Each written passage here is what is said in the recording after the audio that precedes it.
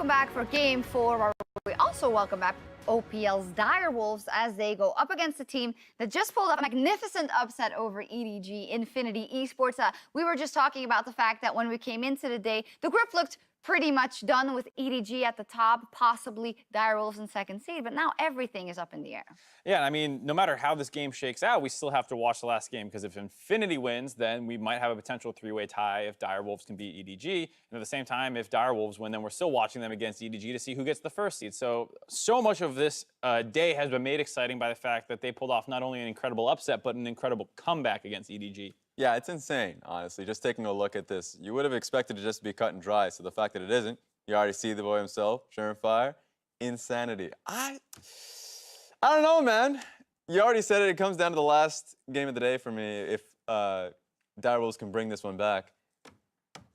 We'll see, but first we just need to recap for Infinity indeed how they're even still in this. Raz, they went into the game versus EDG. Nobody really gave them any props, and they make that turnaround happen. But the question is now, did you see enough in that game to think that they would be able to replicate it here versus the Direwolves? Yeah, the team fighting is what I was watching for coming into the group stage to begin. We didn't get to see that at all in day one. So now we got to see a healthy team fight with Relic coming in with the Sun pick, a lot of space being provided so we can see Cotopaco's team fight. This is what we wanted to see initially, and it's nice that we're starting to get it now. And I was really surprised by the Aurelia out of Cotopaco, because I had, at least for me, written him off a little bit as a control mage player. He plays a lot of Rise, plays a lot of Lulu, and Renyu was kind of the star for me. And he had a good game too, but Cotopaco absolutely decimated the last two team fights. And if he's grooving today, I wouldn't mind seeing them continue to kind of push his individual carry agenda a little bit more than playing around Renyu. Yeah, and it would also be huge. It would be just going further than just that one upset versus EDG. Then the LLN all of a sudden has a real chance of getting to that next round, so we want to see that. They are up against the OPL's Direwolves, and who better to talk about the Wolves from Australia than Spawn? Ow! We're supposed to do that as a group? Thank you, Shocks. Hello, everyone. I'm Daniel Dracos, here to announce my newest rap collab, Rapid Spawns and Help Dom, with my co-caster, Jake Spawn Tabiri. Now, you're not here to talk about our blooming hip-hop careers, but you are here to talk about the Direwolves. So take it away, buddy. Before we get into that, off camera we were warming up, and we are the two worst rappers of all time. However, the Direwolves now come into this game with a lot of confidence, because whilst Infinity were able to pick up that upset victory, we do have to recall that the last time these two teams met, it was with the substitute jungler, and still the Wolfpack was able to come out ahead. Now Shernfire takes back to Summoner's Rift. He is the OPL's MVP. He is certainly the most dominant player the region has seen. 4 titles. That is all he's ever competed in. This guy does not lose domestically and looking to make a mark at World. Absolutely, and when you look at this team coming into the day, you would have thought this was a surefire win for Shernfire and the Direwolves, but after that upset against EDG, there are a lot more question marks coming into this match. But we still haven't seen a great early game out of Infinity. They had an okay early game versus the Direwolves first time around. They were able to pick on BioPanther on Ubisoft, that inexperienced top side of the map. However, I don't think if they fall behind that the Direwolves will allow the same ways back into the game, and it's mainly around the top lane. Ray played Fiora, a pretty crappy team fighter. BioPanther, not going to do it. He's going to play Ornn, he's going to play Sion, he's going to play Mondo. All great team fighters in the current meta. Now we have to see where the priority remains, though. Aatrox is still up and available. Infinity getting their pick of the litter when it comes to top-tier top laners. Urgot locked in. I don't think BioPanther's the kind of guy to respond with Aatrox. He is, actually. He is? He was the first pro player to ever play Aatrox after the rework, I think, because Rift Rivals was legitimately the next day, and he played it immediately at that competition. He was also the first person to ever lose on Aatrox, because he did not pick up the W in that victory, in that game. However, certainly something that he has practiced on. Practice indeed, but is this how we like to see the Direwolves play? Putting a little bit more carry priority on the top side of the map? Not necessarily. I mean, they did have one game against the Chiefs Esports Club where they did play 1-3-1 quite heavily in the OPL final, and they were able to pick up that victory. However, I think that Infinity is a little bit of a different beast in that regard, and I do think that this will expose an inexperienced part of the map, and I want to see now whether they continue that pressure and try and get a good jungler for SolidSnake, because if he can once again replicate the early game feats that he found the first time these guys played, then, you know, they can put some big pressure on Bio. Now seeing how they round out this first ban phase, securing themselves a solid bottom side of the map. Braum into the Tahm, Kench, the Kaisa, of course, a power pick in this tournament thus far in the hands of Renyu. I think no surprises from what we've seen thus far. Yeah, absolutely, and I think that Braum is a great pick into it. I was going to say Varus is probably the natural team fighting carry to come out here. They do need to be able to get something back in their favor, and I think now you start hitting potentially SolidSnake's champion pool, because we do know that Triple is a fantastic performing member of the Direwolves internationally, and we also know that Shern potentially will play a little bit of different carries. You know, he will like to go towards, you know, the Nocturnes, the Xin Zhaos, and things like that, but he also has a Hecarim that he plays, a little bit of a pocket pick, so I think there is a little bit of variety in Shern's champion pool. For now, though, giving a lot of respect over to Cotopaco after his performance against EDG, taking the Aurelia off the board, saying no more flashy team fights for you. The Xin as well, targeted most likely at Shernfire. You have to respect it because he is kind of terrifying when he gets ahead in those early game moments. Yeah, and Shern's kind of your 1v1, 2v2, 3v3 jungle. And then he relies heavily on Triple and King in team fights to be able to make it happen. So I think that getting rid of the early game skirmishes does set you up for good success. And I like the fact that, you know, Infinity is very clearly researched on Shern, because this is probably his 2 most played champions from what I have seen recently.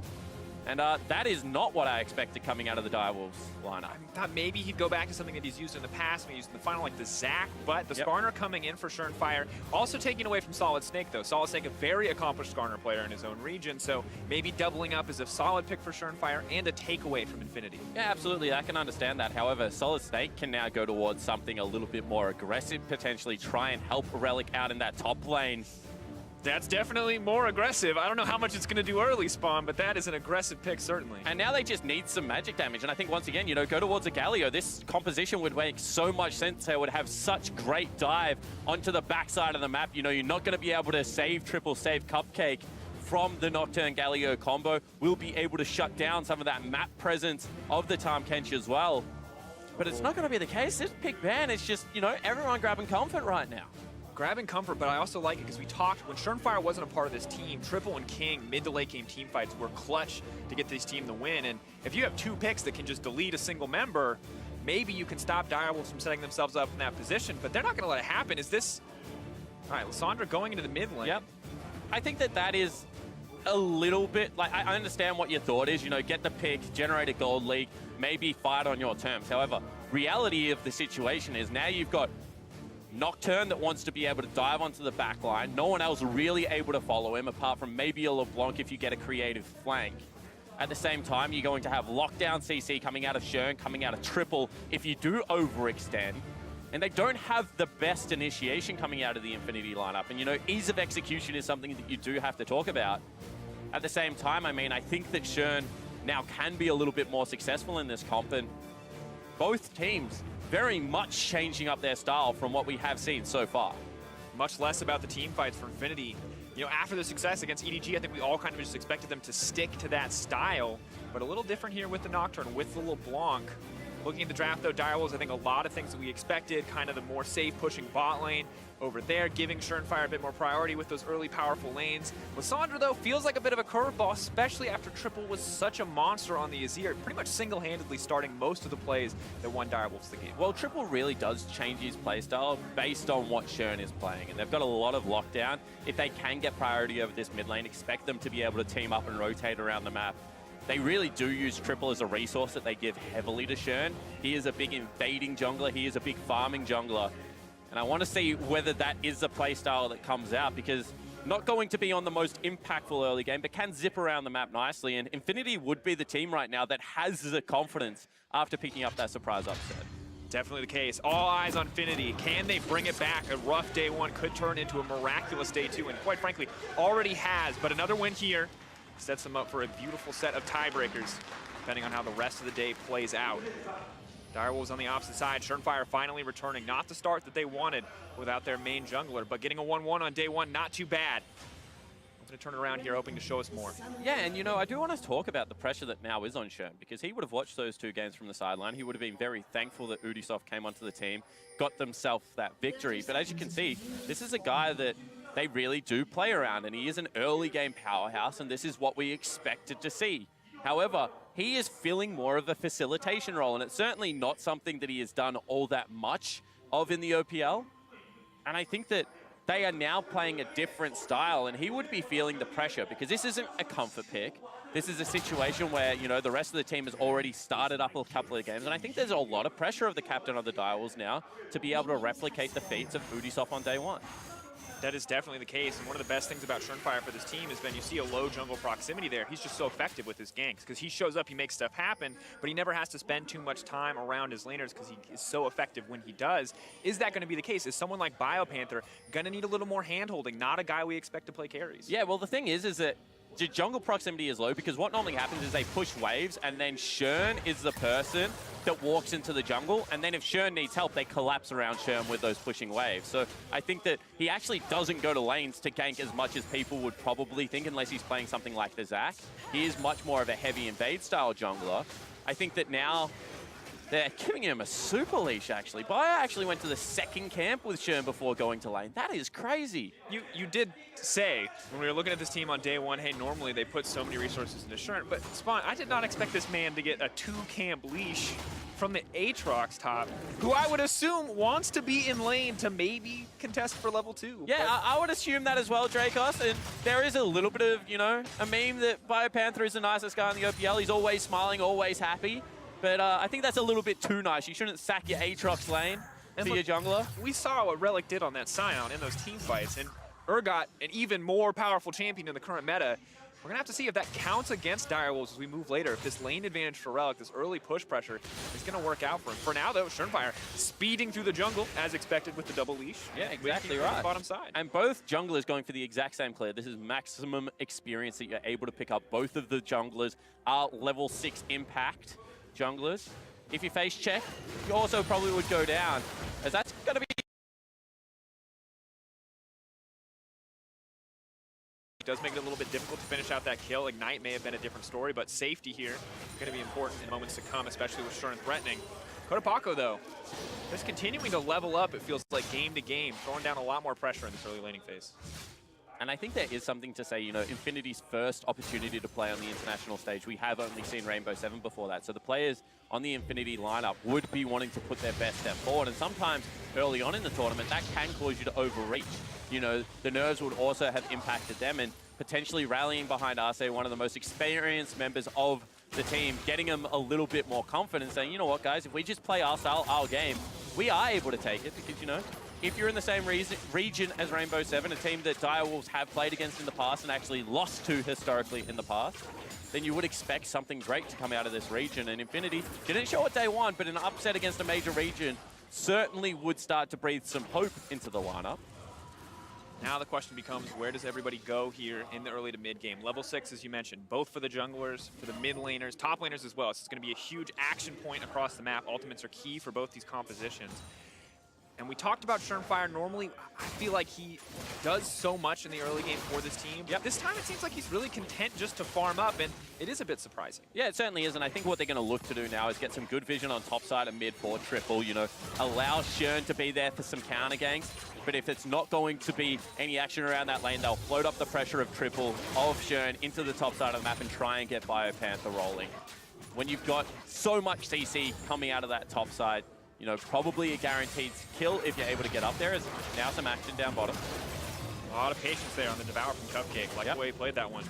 Was ready for the 4th stack to try to dock that one out. Did not need to use it, so did cool down, of course, incredibly long. Does leave you quite vulnerable. And King, kind of as expected on this Varus pick, putting down a lot of lane pressure, making sure that Kai'Sa and that Braum cannot get a lot done. And just highlighting Cupcake for a moment, he is one of the newer players. Wasn't at Worlds last year with the team, actually came from Legacy Esports. Historically has bought no wards. He is someone that, you know, has just used all of his gold on items. And they were actually, I think, something like 40 gold shy of what Infinity purchased in the first game these two teams played against each other. Direwolves investing heavily into the items and kind of, you know, not really picking up as many control wards. And I want to track whether that becomes a factor if the game is neutral, because the Direwolves have been known to take some silly fights. And I think that the thing that impressed me against Infinity is, whilst they had a better composition for it, being able to out-team fight EDG, you know, with their starting jungler in, is certainly important. And once again, they've got a comp that is difficult to execute, but does pack a punch in this mid to late game and should be feeling confident. Now, I think there are a lot of risks that they can take, but you highlighted it, and I just want to point it out again. Infinity really turning around what could have been a lost game. 7.4K gold deficit at the worst moments in those games, turning it around with 2 team fights. Cotopaco turning the gank around with some fancy footwork. Triple may just be caught out here. Nocturne now coming in. Self-ulti is going to be forced out, trying to buy a bit more time as Cotopaco makes it out to safety. Can they turn this one? First blood with the flash forward from Triple. Fired back on the opposite side for Infinity, but well played to turn the situation around. Yeah, it certainly was, and Triple just trusting himself, going for the outplay there, able to get the first blood, pick that up, and also the fact that it went to the mid laner versus the jungle. Triple now will be able to control that side of Summoner's Rift. Big is the fact that Cotopaco didn't use either Summoner spell, just kind of sat on those for that gank, so potentially it could be a repeat with the Nocturne ultimate coming in. But as we take a look at this one, I mean, it starts off nearly ideal for the Infinity lineup because Direwolves get split up as they go opposite ways around this wall. And as you can see, SolidSnake coming in, you think potentially if they commit onto one of the members, they can go for it. But one of the additions to Lissandra's ultimate when she was slightly reworked was the fact that it now starts healing you. And able to pick up a lot of that in that situation. And enough to keep Triple alive, but kind of as predicted, no Summoners burn, so we're going to see more focus here in the mid lane against Triple, and it makes sense. When you see that Azir game, Azir champion, we usually expect to wait a few items before it comes online, but Triple was making plays throughout the course of the game. Now, however, it looks like he's just going to die. SolidSnake pushes the R button, Cotopaco pushes his 2. And without a Zhonya's, without a stopwatch, without an ulti, Triple just goes down. Yeah, and that's disappointing from Shern. He should have known that that gank was coming and should have been there to defend his mid laner. You can see that the setup was just perfect. They didn't have any vision on the top side. Rift Scuttler plus the control ward already going down on that side of the map. And Triple was a sitting duck, as you mentioned, with no tools to be able to escape it. So once again, got to applaud Infinity. They've got the early game lead. See now whether they can make this scrappy teamfight comp work with it. And can they turn it into a more? That's always the big question. This is not a team that traditionally snowballs really hard off these early kills, but if they can do that against the Direwolves, Direwolves might not get much of a chance. The Nocturne and the LeBlanc, 2 really terrifying champions when it comes to picking a team apart. Well, that's what it's going to come down to is can they attack the side lanes with the Nocturne, with the LeBlanc, and how successfully can it happen? So I would almost expect that if they can't look to break a turret and if bottom lane keeps going this poorly, that they try and open up the map. Now, obviously against the Tahm Kench, that is difficult, but they don't want to be stuck in a protracted laning phase. You know, where Shern's just continuing to farm up the jungler, where Triple can get towards that Zhonya's Hourglass as his second item, and they will have more tools available for the Direwolves lineup. So do need to track the fact that, you know, King and Cupcake starting to build up that CS lead. And that's good. It keeps the gold pretty close to even. Only 400 in favor of Infinity despite the kill advantage. First blood, a little bit of CS, keeping Direwolves in the game, at least for now. Things really do just even up here, actually.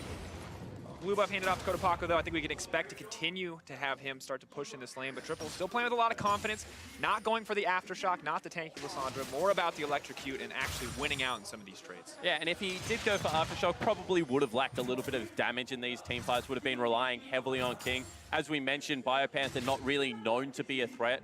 Relic seems very comfortable in this laning phase, and Bio actually going incredibly defensive, so see how that one works out. Shern looks like he aggroed Dragon, and Triple really not happy with that decision-making, I don't think. Luckily, there's a fruit there, but that's an oopsie. We'll definitely call it one of those. And Shern, does he want to turn back for this? Looks like for now they just settle for the Scuttle Crab, giving him an extra leash. How many people are going to leash Shernfire? Well, that's the thing, is that this team plays solely around their jungler. And that's why it was a massive deal when he was suspended for the first 2 games of Worlds, because it's not like, you know, a little bit of their game plan revolves around this guy. They really only do fight when he comes to their lanes. As I said, he's a heavy invade style jungle. I think they have thrown a curveball here because he is not really on that style of jungle for this game. But we'll see whether, you know, he can find some of those picks during the mid game, because right now the So it's like it may just be the time, locking LeBlanc down, not really a lot of options for her to run through. Cotopaco now running for his life. All to use, cleanse immediately going to be the follow-up, dashing out to safety, and Shernfire just left chasing. Not going to get anything, but here comes the Nocturne to try and turn and burn right immediately onto the Lissandra. Not quite enough damage to pull back. The Fear still going to connect. One more auto. SolidSnake gets it. Shernfire's in no man's land. The flash forward. That's the double for Infinity. With the immediate follow back from King. Oh, the kill! Out of nowhere. Direwolves collapse on the Infinity lineup. Cotopaco, though, still going to make it out to safety. Not going to be able to chase him down in the jungle. Yeah, don't even go for it. Instead, they just preserve the time, get Bio back into the top lane. But that was a disaster out of Shern. He actually just dragged a jungler back on top of his mid laner. Probably cost Triple his life. But as I mentioned, you know, when he calls, the rest of the Wolfpack answers. This starts off and it looks fantastic. You know, Triple goes forward, baits out the full combo. Cotopaco, nothing else left available in his kit. I think there should have been a flash right there from Shern. Got caught on a creep, didn't want to burn the summoner spells, had the Chilling Smite available as well.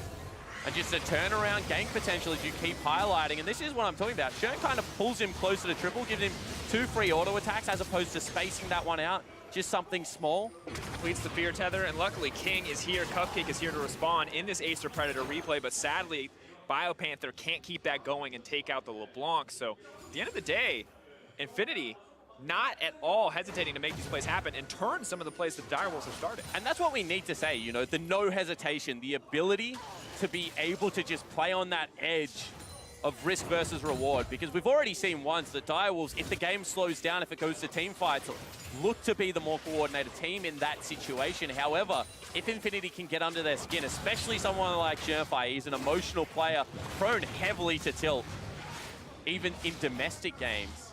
As we already mentioned, I think there's a lot of pressure on him and he's losing out in this jungle matchup.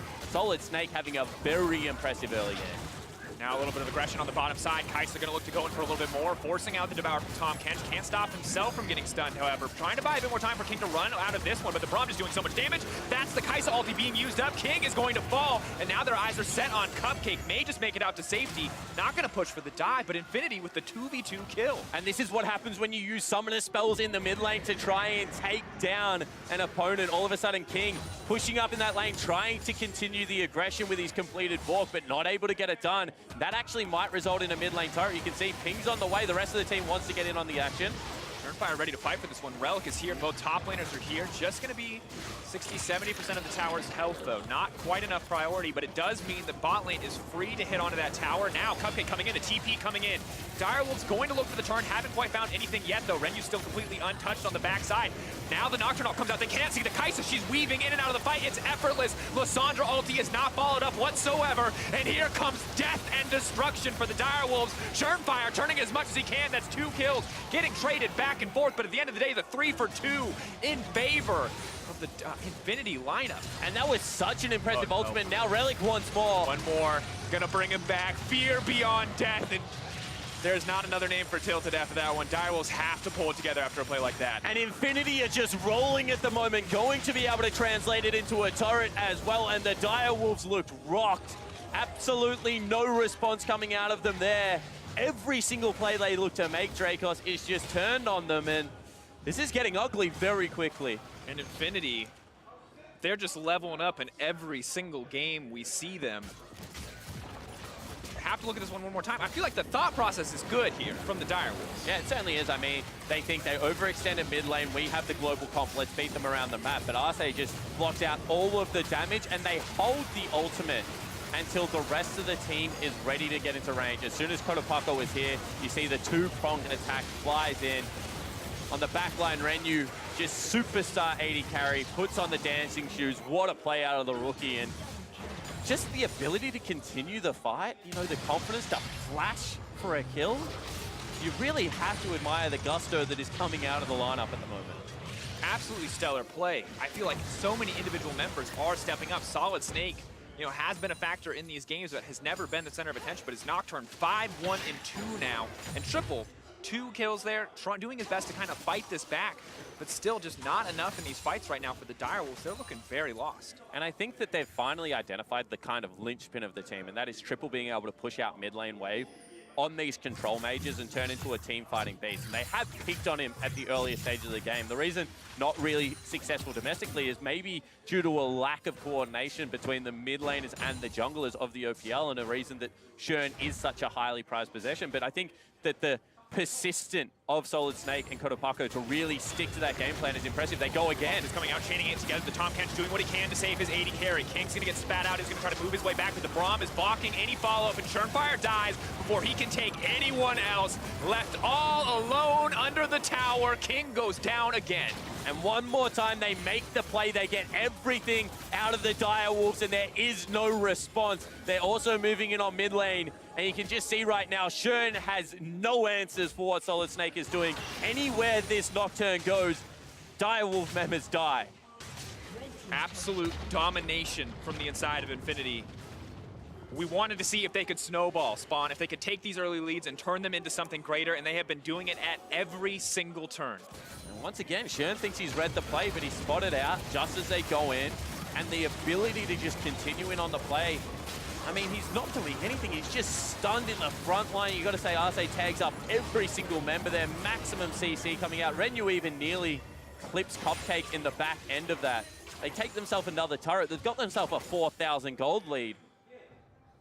And the Direwolves, when they fell behind the first time these teams played, pumped the gas. They said, you know what, we can slow this down. We will team fight. But that's just not in Shern's wheelhouse. You know, that must have been a call coming from someone else on the team. One more time, they want to start up the fight. King running for his life. He may just burn down inside the Tahm Kench. Oh. He does. Killing spree now. They're going to try to take him out. Tahm Kench might just get a snack, but I don't know if it's going to be enough. Nocturne now running. The Braum is there to defend, but the shutdown comes in for sure. And Lissandra over the wall wants to lock up the 80 carry, wants to bring it back for the Direwolves, but the concussive blows are there, and Renyu is running for his life. The Aatrox burns him down where he stands, and Cotopaco now looking for the retreat. Can't go for the fancy footwork, trying to dodge his way out. Triple does not hesitate to flash in. Cotopaco gonna burn his flash as well. Oh. Dashing over! Oh my god, outplayed! BioPanther can't get anything back. Cotopaco is just styling. Where did this guy come from? That means you're feeling it right there. Able to go for the 2v1 outplay. 4-1-6 Cotopaco right now, as you mentioned, just in the zone. And that was a 4v5 Dracos. They didn't even bring Relic to the team fight. This Urgot was just sitting in the side lane, and they're still able to win out in the advantage. What do you... What do you say? What do you say? Every single time King goes near vision, he just dies. Burns inside the Tahm Kench. Fighting Skarner on his Relic when you don't have really any rotation of spells left is always dangerous. Shern will get a shutdown. I think that this fight was starting to look good. The early rotation out of Bio was probably the factor here, but I mean, they're just so far behind, and they probably could have cut their losses after this point, run up, but they greed out. They want to be able to take down the LeBlanc as well, but apparently today, Cotopaco has very much showed up to play League of Legends. Yeah, Cass have 9 lives, Cotopaco has like 12. This man is unstoppable. You want to know why they call LeBlanc the Deceiver? It's plays like that. 4-1-6. He has cleanse and a QSS. He has paid the tax and is still ahead of his lane opponent. No one expected this going into today. Even after watching this team beat EDG, I don't think anybody expected this dominant of an early game from Infinity. These guys are incredible on the stage. But now, 4K difference standing between the teams. Spawn, you know Direwolves like the back of your hand. You cast this team all the time. What are their routes back in? How do they come back in this game? I mean, I think they're just going to continue to look to fight. They're certainly not a team to back down. They win or lose very quickly historically. It was against the grain when they stalled out the first time this happened, and it wasn't to the same degree against Infinity. I think it was to the tune of about 2,000 gold the first time around. So really, I do expect them to throw caution to the wind and start looking for their windows. Problem is that anywhere Nocturne is right now, anywhere where this LeBlanc is, you just cannot respond in kind. So it's going to have to probably be onto the side laner of Relic. And one more time, Arce just clearing out this vision. Baron going to start becoming available, and the game really is going to be dictated on Infinity's terms. Just a difficult spot to be. You looked at Triple, you looked at King in a lot of those late game fights in their previous matchup. Both of them incredibly far behind. The one person who's doing well on the team, BioPanther, on a champion you don't usually expect to see him on, in a role he doesn't usually play, but maybe this is his moment to shine for Oceania and the Direwolves. 2-0-0 on that Aatrox. Direwolves committing the TP into mid lane. Nocturne, of course, with that ultimate up means he can be anywhere. And if what you told me is true, Spawn, then King should pretty much just always be scared when this ulti is up. Yeah, it certainly should be. I mean, last time the Devour came through and it still didn't do anything. You can just see they're looking to attack the side lane. Cotopaco goes in, he's in trouble. Trying to run out, trying to get his way to safety, but has so many tools to get away from the hard CC here. Just wants to focus on taking out the opposition, wants to leap to safety. Skarner gonna bring it back though. Nearsighted, not quite enough. Cotopaco getting pulled back, but he still manages to live. King gonna burn him down, shut down for the side of Direwolves. Exactly what they needed to bring them down. Yeah, and a little bit of disrespect. Relic looking for the continued fight here. Gonna continue leaping in. Now Urgot ulti has been tagged in. Aatrox wants to bring it back, hitting so many members. All the damage, and Infinity now on the retreat. No one be going down yet. And Arce shield MVP there, because otherwise Triple would have been able to get back, and it would have cost him his life, but he would have got the snare. However, Braum holds the line. Still will mean that they pick up a top lane turret for it, but you can see the Direwolves heads up play out of Cupcake. They will rotate them to that one early, and Cotopaco not really respecting the Tahm Kench, and I think, you know, showing that potentially they are adding more strings to the Direwolves' bow. Not the outright aggression, but still willing to pick their mark. 15 kills to 8. Direwolves are trading back here and there. Only a 3K advantage for Infinity. You're talking about a 2K advantage earlier that they came back from. Don't have as many tools, but clearly still a team that is willing to make the plays to come back. Now focusing on sieging the mid lane as we take a look at this one. And once again, you know, we just mentioned the fact that didn't really respect the ward lane. They hadn't been able to get anything deep. There was a pink ward on the back of Red Brush for the Direwolves, and they invest a lot to take down Cotopaco here, but it's because he is the maximum shutdown bonus going across there. You can see King picks that one up, and they continue the fight. And whilst I understand, you know what, you have the gold leech, they burn a lot to pick up your mid laner. Wasn't overreaching. You can see that Direwolves nearly turned it even harder. Probably lucky to only lose one member there, Infinity, and I think that this was the danger. They've had a better early game, you know. Can they now reassess the state of the map and pick the smart fights that they need to be able to go, or will they just continue to play to the Direwolves' tune? That is going to be the big question. Triple doing what he can to clear out the vision, not quite going to finish the ward. Shernfire ready to commit for it, however. His mid control becomes the name of the game for the Direwolves lineup, committing so many members just to get a bit more push in here, but willing to back off when they see Infinity respond in kind. 22 minutes spawn, wind is barren, become a big threat for either of these teams. Yeah, I mean, there's just so much damage that comes out of Infinity right now, so if they win a team fight, Baron's immediately going to be on the cards. They can take it with a couple of members. However, you don't really want to file into a pit against a Varus as well as Lissandra, so I think that their vision control on the top side of the map needs to be better. You can see Direwolves have the double control wards behind the pit, are going to be able to spot out any incursions into their top side of the jungle, and I think that that will give them some safety and the ability to stall this game out for a little bit longer. Just comes down to whether they make another mistake, whether they do overextend for some CS, because it has not been a clean game from either of these teams, really. I mean, we're at a kill a minute. That is very messy. Very messy indeed, and we have to see if Infinity are going to continue to have the same confidence they did early on to pull the trigger against a pick like Tahm Kench, to burn those ultis and to feel confident that they can just pick a member off before the fight even starts. Because, you know, you fail once like that on the top side, maybe you start to second guess yourself, because when you give over a big shutdown, suddenly the enemy is just that much scarier. Yeah, it certainly isn't. I mean, you can already see that they have taken the easy objectives off the map, you know, the 3 outer ring of turrets. The Direwolves have got no turrets so far. So any team fight the Direwolves win, if it's decisive, will open up the map, you know, not just from the shutdowns, but from the standing gold perspective. And this is where, you know, discipline comes in. This is where you want to see them go back, everyone picking up the control wards, pushing out the mid and top wave and being able to go for those plays. But maybe Cotopaco again in trouble. Not going to get connected there.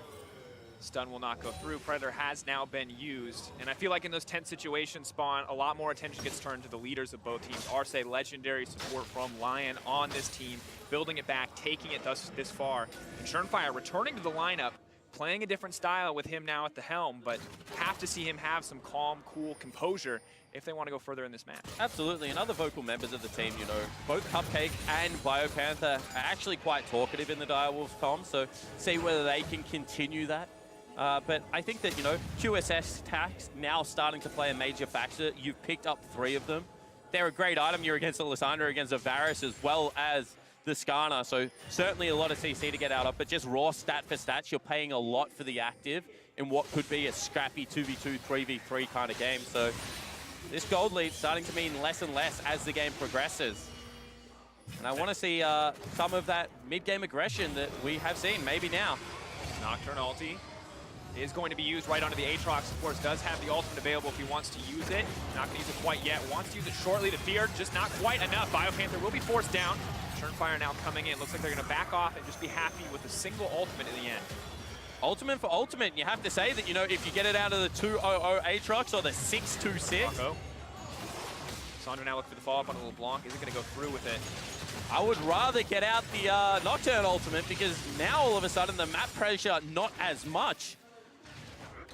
They go forward one more time. Forward. This team is not hesitating to try to find the play, but Triple's going to find his way right into the back line. Moving forward, 4 members locked up. Not quite the damage they needed, but here comes the follow-up from the Direwolves, now hunting down the individual members. That's going to be the double for BioPanther. Urgot in the middle of everybody. If he can get the ult, maybe the fear can help him turn it, but it's too little, too late.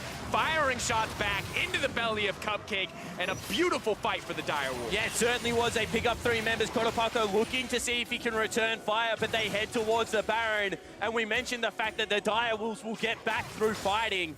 I really think that Infinity just played their game for too long, and Direwolves make them pay. And BioPanther showing up this game, 4-0-0. The guy stuck on the dog champs, no more tanks for him. The Aatrox here coming in clutch in these fights. Cotopaco now getting lacked up. Has to flash into safety, already is slow. The Kai'Sa, though, picking him off on the side of the fight. Baron no longer an option. Yeah, Infinity. They've actually just pulled off. They've maybe caught out Cotopaco. He will have to burn a cleanse. Out. Is just going to get locked up. No, the juke still will drop in the end. But Infinity saved themselves for what could have been disaster and a Baron for Direwolves. Now Arce wants to leap forward. I feel like every time I see anybody leap spawn, a fight is going to start. I don't even need to check ultimates. Someone's killing somebody. Yeah, and this all came off the fact that they had sent Bio back. But, you know, he's able to run back down mid lane, and they didn't account for triple on the flank. Jack covered it terrifically. This isn't an aftershock Lissandra, but that's 2.5 seconds. This is another 2.5 seconds, and no one has moved past triple, which means that the rest of the Direwolves lineup are just free firing. Unfortunately, if you're Relic, you're not going to be able to get out of this, and it looked like they were going to pay the maximum. It looked like Baron was going to be picked up by a team that had taken 0 turrets so far. But you got to applaud Cotopaco, you got to applaud Renyu of being able to chase them away from that objective. Direwolves, however, still clawing their way back in. And after that beautiful fight from Direwolves, you still have to remember that Infinity have the gold lead. A very strong Nocturne, Kai'Sa, and LeBlanc. Relic doing quite well for himself as well. The team fights may just get harder as Lissandra gets more items under her belt, but she can continue to hit 4-man ultimates and snares. It's not only that, they just have a beefier frontline, right? They've got themselves a Tahm Kench to be able to save people. But then you got Shern, who's going to be building tank. No pure tanks really, apart from Braum, going to come out on the Infinity lineup. And BioPanther with that level 16 ultimate is just going to be annoying. Ultimate goes in. TP now coming out. Braum going to do what he can to disengage, to keep this tower alive. But the Direwolves have baited the teleport. Maybe that's all they wanted. Hoping to catch Infinity sleeping. Catch him off guard. BioPanther returns to the bottom side, has a TP of his own to start the team pressuring Baron. Yeah, that makes that ultimate massive, that teleport massive, because now all of a sudden BioPanther has his. Relic cannot answer him in the side lane because he's 4 kills. Can't even bounce waves with him. So they have no other choice but to start up this Baron buff and try and force the TP out. Shern is here. TP They now do. coming out. Oh! You gotta wonder if that needed to be committed. Cotopaco gonna get some free damage down and return to his team. No TP advantage for either side now. And just a battle in the mid lane. Both teams seemingly content to just keep fighting this one out. And you can see how nervous they are. You know, that teleport was not needed. They hadn't committed to the Baron yet. You already have the ability to fight with Varus, with your Lissandra. But they don't go for the fight. Now they might. Now Braum already using the shield there. Lissandra going on the front. Nocturne ready to turn this one. If that ultimate goes down, they are going to go right into the middle of the team, trying to lock everybody up. So many low health bars, but Lissandra buying a bit more time. BioPanther cutting through the backline as best he can. That's the ultimate proc. Resurrection now coming through on the Nocturne. They want to bring it back. Direwolves on the retreat, but they haven't lost any major members yet. BioPanther lives in the end, and Direwolves retreat untouched. And one more time, Infinity think they have the team fight. Everyone on top of them, but there's just no one falling down. Bio and Shern are too tanky. They will get themselves the objective in the Dragon, but Direwolves doing a fantastic job of just holding their line. And now we just keep checking in on this gold spawn. And that 3K gold lead just continues to shrink. And those dragons are, of course, going to be incredibly important. The mountain especially for forcing the Baron in the future. But Direwolves really making a mountain out of a molehill after that incredibly difficult early game to make it this far. Just given the fact that King is up 40 CS, he's been able to grab himself 2 shutdowns. He's got the 3 items so far in this game. If the Varus is allowed to free hit, he will be fine. He's actually upping gold against his opponent in saying that there is no late game carry like a late game Kai'Sa at the moment. And he's going for a death cap. So he's going to pack a punch if he gets into the back line. And that's confidence. You know, we've seen Banshee's Veils, we've seen Hourglasses. This man says QSS, 1 defensive item, that's enough. Let's go straight for the death cap. Shern doing what he can with the adaptive helm to limit some of that AP Kai'Sa damage, but the rest of the team so incredibly vulnerable. Even King now going for a Null Magic Mantle, potentially a Hex Drinker, just to keep himself alive a little bit longer. Yeah, and you know, I would like the Hex Drinker. Generally, you would say something like a QSS, but you're not really outplaying anything apart from Relic, and if he gets past your front line, well, the fight's already gone pretty poorly for you at that situation. However, there is always the chance that Cotopaco is just going to pop you, that potentially Renyu flies into your face, and you just need a little bit more help being able to mitigate. There's a lot of people that are going to leap into your face if you misstep. Yep. Infinity are still ready. Like sharks, just looking for that blood in the water. Not going to see it yet, not going to smell it yet. Direwolves not giving them the opportunity, just to battle for vision for right now. Mid priority going to be crucial, and Infinity actually juking him out. Predator being used. OPL and Direwolves, no strangers to 50-50 Barons. Shern wants a heroic moment, a heroic comeback. It would be smiting this Baron. 600, not going to get it. Nocturne secures it. Direwolves, are they going to look for the fight? The Varus ulti goes wide, but Triple is in the middle of everyone. Buying what time he can. BioPanther going in. Renyu already taking down Shernfire. 2 kills already down. SolidSnake taking everyone out on the back line, and this is disaster for the Direwolves. And the teleport just came too late. Triple not willing to go into the fray immediately. They commit to the Baron. They take the team fight, and now they can look to push into the base. Spawn, I cannot believe the confidence from Infinity, despite losing out on some of these plays, just to continue forcing over and over again, to find a weakness in the Direwolves lineup, and right when it matters most, they managed to sneak that Baron under the noses of Direwolves, take the fight to follow. Are they going to be greedy enough to go for the end? I don't think so. But Cotopaco still wants blood, and it's absolutely fearless. Yeah, if that chain had landed, you would have maybe thought about the re-engage instead. They're just going to pick up the maximum turret value around the map, continue to rebuild the gold lead that they had earlier in the game.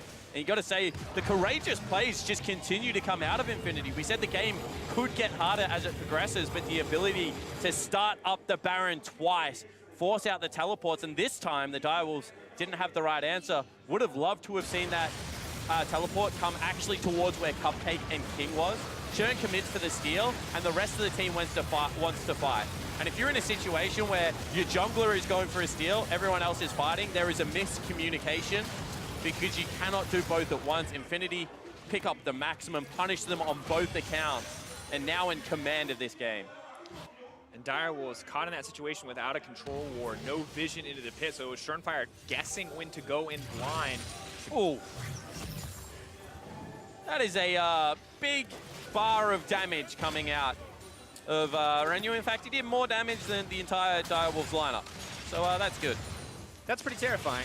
They may want to kill that guy. Sadly, he does have a QSS and a Braum to protect him. And a Death Cap. Got to remember the big shield that comes out. And an Hourglass, or rather the stopwatch. So, oh, Direwolves, this is the moment of truth. Can they defend this inhibitor? For now, using the Aatrox, using Lissandra to clear the waves as safely as they can. Cupcake just having a snack. Yeah, dangerous, however, to use the Devour on a creep at this stage of the game. You can see that Infinity read that walk up, a little bit more turret damage coming down. Not to mention the fact that they've got Cotopaco with a flash, with a cleanse, escorting super creeps with a Baron buff into the mid wave. So if no one answers him, he will just end the game. But if BioPanther leaves, they may just go straight for the fight. Nocturne ulti up and available. Will they use it here? Cotopaco just trying to find a flank, trying to find an avenue to go in. Throwing down a little bit of poke onto Triple. Triple, I think pretty obviously looking for a flank here. Infinity are going to know that this is coming, and they're just moving down into it. Might die. Triple. Ulti now already forced out. Nocturne ulti going to be used. They're going to immediately go in on a Triple, try to lock him up. He's going to make it over the wall, but right into no man's land. Not a lot of doubt left in this team fight. Infinity just clearing through the Direwolves lineup. Shernfire running for his life. Braum blocking everything that Direwolves fire back as the double kill does manage to go through. Varus takes down the Braum. The fight just continues, though. Renyu, untouched, is just having a field day in this fight, though, as they clear through the Quadra. Are they going to give it to him? That's the Penta coming through for the Kai'Sa. And you wonder why they compare the young man to White Lotus, able to style on the Wolfpack and guarantee his team the victory. 0-2 start, 2-0 finish. Beautiful from Infinity.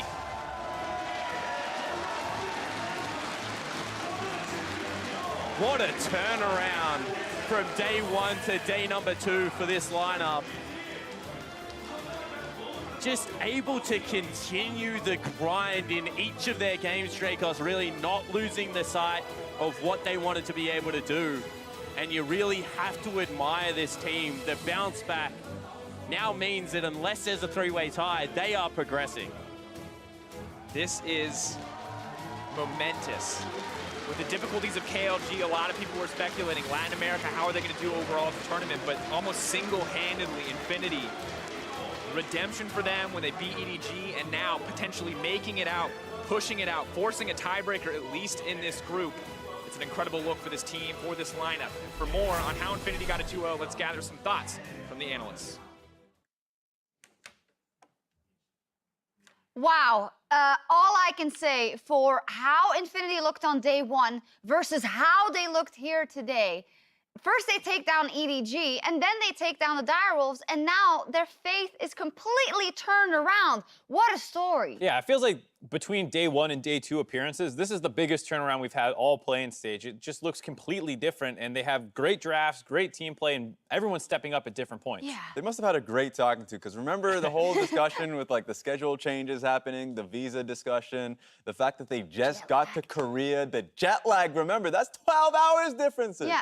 So they faced a lot of problems in day one, and it's fantastic to see that it all shaped up. I was talking to Skyshock, who is one of the casters for the LLN. He said even now they're still so jet lagged. They got up at 4 a.m. They were so nervous, and somehow they won versus EDG. I think he was trying to make an apology before the loss happened, but it wasn't necessary. Infinity goes from strength to strength, and much isn't thanks to the MasterCard player of the game, SolidSnake.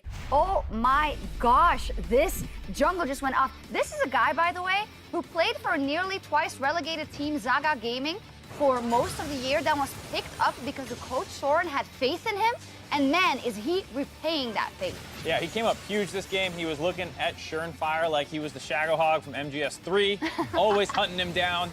And it was actually him and Cotopaco together, working together for a lot of the early kills in the mid game, as well as collapsing around the bot lane. And there's a period of time where he had 100% kill participation up until around 10 of the kills.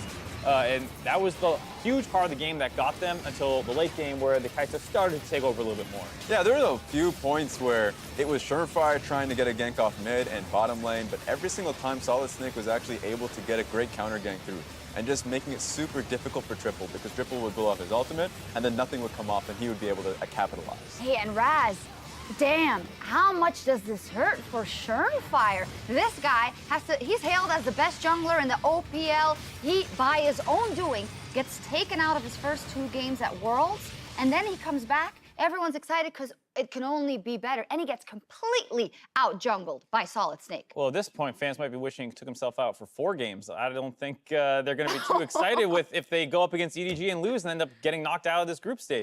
It's rough that that's your warm-up game. It really is. That's the one you come out with. So it's kind of rough. He comes out with the Skarner play, and Jake was completely right in that it completely changes their style to play around him, so he can actually get the ganks across. He does it around mid lane, but a lot of it just comes down to the execution errors that they weren't able to get Cotopaco incredibly well done to be able to escape away from those ganks and then turn it on its head. Yeah, not to toot my own horn, but I did ask you guys when we heard that Shernfire was coming back. You know, it's been going so well. Triple gets all this agency. He can step up. He can carry. King can do what he wants. And now it did seem a bit like a different Direwolves. But yeah, I mean, slightly different Direwolves, but I do think the majority of the credit goes to Infinity. Yes, I think they're the ones who look a lot different, because to be fair, this was a pretty back and forth game. I do think the OPL representatives had plenty of chances to actually take this one. But BioPanther stepping up. Yeah, BioPanther had a great game, but it did feel like every step of the way, someone else was outperforming them on the other side. That was the thing, night and day difference. The fact that, sure, the MasterCard player of the game goes towards SolidSnake, but then there was the Cotopaco that we talked about, the pentakill going on to Renyu, the Rookie of the Year. Rookie nonetheless, yeah. Exactly, Renyu. All of the players are coming off big. The fact that it was actually BioPanther that was the best player coming out of Direwolves was insane, coming out of both teams. Maybe telling. I do also want to take a look at the Baron fight, because often when teams get down in the dirt and have a lot of fights, it can go south, but Infinity also played this one out. Yeah, you see a little bit of a late blast going over. They didn't have vision, so it was unfortunately blind for him. But from this point on, you know, Cotopaco's on the backside, scaring and eventually killing the Varus out, and this allows them to win this fight, which is probably going to go in their favor anyways. That just changes the entire, station of the fight. Lissandra comes in, sure, that's a 4-man stun, but she doesn't actually do much damage with that like that late in the game, that far behind, and SolidSnake immediately just realized this, take down the Varus. That was actually a really difficult game for King that was constantly getting picked off. Yeah, absolutely. A difficult game. And, you know, once again, credit to Infinity's individual talent, which we knew was there. But the fact that they're able to play together now too, Raz, because from the beginning you said individually Cotopaco is a great player. SolidSnake can make things happen. But, you know, it all has to click on the world stage. Yeah, and they really shook it off. Just from one day to the next, the fact that they were still very confident in their own play, starting off with EDD2. When we had a discussion about this going into this, they were like, well, this is the game that tilts them off the face of the earth, right? If they want to have a comeback, maybe it starts with Direwolves, but the fact that they have to start off with the best team in the group, major upset and riding that momentum through, that's how you want to do it. And the only way this day can get any better with all the other upsets going on is if Direwolf wins as well, we get the three-way tie in Group A that we said was supposed to be the most decided group coming into the day. Ever. So Direwolves have to win, or the LLN with Infinity Gaming go through to the next round. Crazy stuff, and maybe more crazy stuff right after this, as coming up next, G2, they have the opportunity to force a tiebreaker for the #1 seed going into knockouts. Let's see if they can deliver the win versus Ascension, or if Ascension plays spoiler.